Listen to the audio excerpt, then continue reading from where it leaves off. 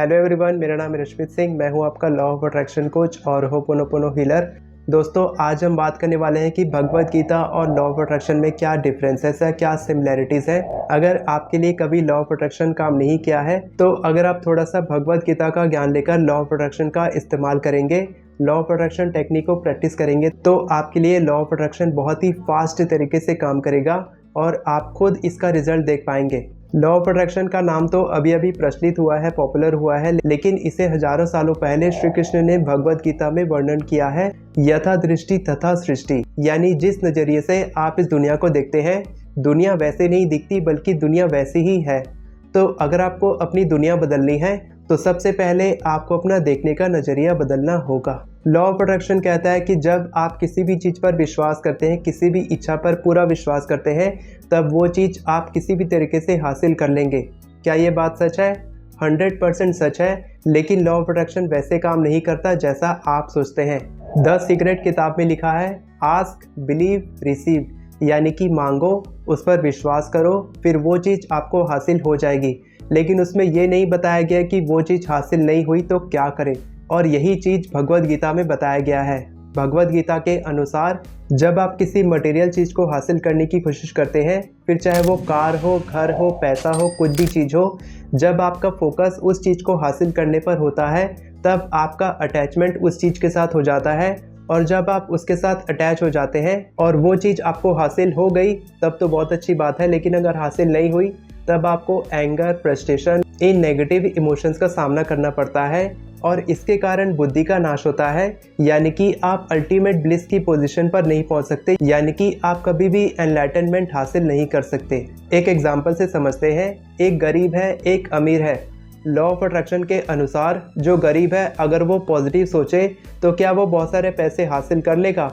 वो चाहकर भी पॉजिटिव नहीं सोच सकता पैसों के बारे में, क्योंकि उसके पास पैसे है ही नहीं। और जो अमीर है वो चाहकर भी नेगेटिव नहीं सोच सकता पैसों के बारे में, क्योंकि उसके पास बहुत सारे पैसे हैं। तो आपको क्या लगता है यहाँ पर लॉ ऑफ अट्रैक्शन कैसे काम करेगा? क्या भगवान इसको पैसे नहीं देना चाहता और इसको बहुत सारे पैसे देना चाहता है? ऐसा नहीं है। यहाँ पर काम करता है लॉ ऑफ कर्मा, यानी कि जिसके जैसे कर्म होते हैं वो अपने कर्मों को इसी जन्म में या फिर अगले जन्म में भुगता है।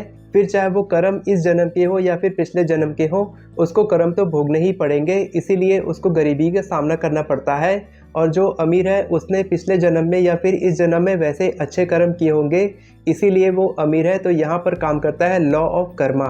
भगवद गीता में लिखा है, कर्म कर, फल की चिंता मत कर। और लॉ ऑफ अट्रैक्शन कहता है, पॉजिटिव सोचो, पॉजिटिविटी को अट्रैक्ट करो। तो बहुत ज़्यादा कन्फ्यूजन है। अब मैं आपको बताने वाला हूँ कि आप लॉ ऑफ अट्रैक्शन को भगवद गीता के अनुसार कैसे अप्लाई करके अपनी ज़िंदगी में सभी चीज़ों को आकर्षित कर सकते हैं जो भी आप चाहते हैं। जिसमें सबसे पहला स्टेप होता है आस्क, यानी कि आपको मांगना होगा।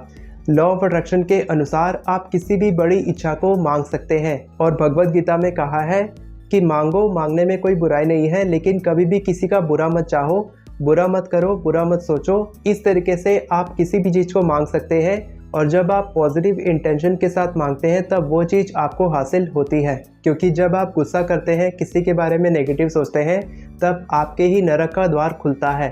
भगवद गीता के अनुसार लॉ ऑफ अट्रैक्शन का दूसरा स्टेप है बिलीव एंड इमेजिन। अब आपको इमेजिन करना है, विश्वास करना है कि जो चीज़ आप मांग रहे हैं वो चीज़ आपको मैनिफेस्ट हो सकती है, आपकी ज़िंदगी में मैनिफेस्ट हो सकती है। अब आपको इस तरीके से बिल्कुल नहीं मांगना है कि वो चीज़ आपको कैसे जल्दी से जल्दी हासिल हो सकती है, बल्कि आपको इस तरीके से मांगना है कि आप डिवाइन से प्रे कर रहे हैं, डिवाइन के सामने सरेंडर कर रहे हैं, उनसे रिक्वेस्ट कर रहे हैं कि आपको वो चीज़ मिल जाए। जो भी काम आप कर रहे हैं वो आपके द्वारा नहीं किया जा रहा है, बल्कि डिवाइन आपसे करवा रहे हैं ताकि वो चीज़ आपको हासिल हो जाए और आप आउटकम के साथ अटैच होके उस काम को नहीं कर रहे हैं, यानी कि आप रिज़ल्ट के बारे में नहीं सोच रहे हैं, आप केवल अपने काम पर ध्यान दे रहे हैं, अपना 100% दे रहे हैं। और जो रिज़ल्ट आपको मिलने वाला है वो एक रिवॉर्ड मिलेगा आपको यूनिवर्स का उस काम को करने के लिए। क्योंकि भगवद गीता के 7वें अध्याय और 21वें श्लोक में दिया है कि जब कोई भक्त भगवान के किसी भी रूप की पूजा करता है, श्रद्धा आराधना करता है, तब भगवान उसकी श्रद्धा को कभी टूटने नहीं देते। और भगवद गीता के 9वें अध्याय 22वें नंबर श्लोक में दिया है कि जो भक्त मेरे ऊपर मन लगाता है, मेरा ध्यान करता है, तब मैं उसको वो देता हूँ जो उसके पास नहीं है और जो उसके पास पहले से है मैं उसकी रक्षा करता हूँ। इसके बाद आता है तीसरा स्टेप, यानी कि रिसीव। अब जब आप पूरी आराधना श्रद्धा के साथ भगवान की पूजा करते हैं, उनसे मांगते हैं, सरेंडर होकर भगवान से कुछ मांगते हैं, अपनी इच्छा को पूरा करने के लिए 100% एफर्ट लगाते हैं, तब ऐसा हो ही नहीं सकता कि आपकी इच्छा मैनिफेस्ट ना हो, भगवान आपको वो ना दे जो आप चाहते हैं। आपके एफर्ट्स को देखकर भगवान आपको वो ज़रूर देते हैं। बस आपको प्योर इंटेंशन के साथ और बिलीव के साथ भगवान से वो इच्छा लगातार मांगनी होती है और उसके लिए काम करते रहना होता है जो भी आपको चाहिए, तब आपकी इच्छा 100% मैनिफेस्ट होती है।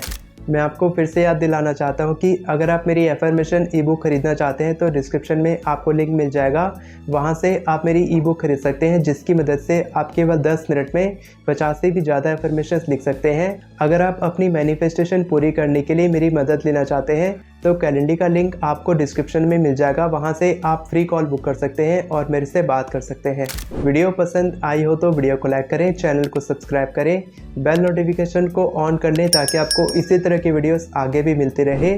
Thank you so much everyone for watching this video. God bless you.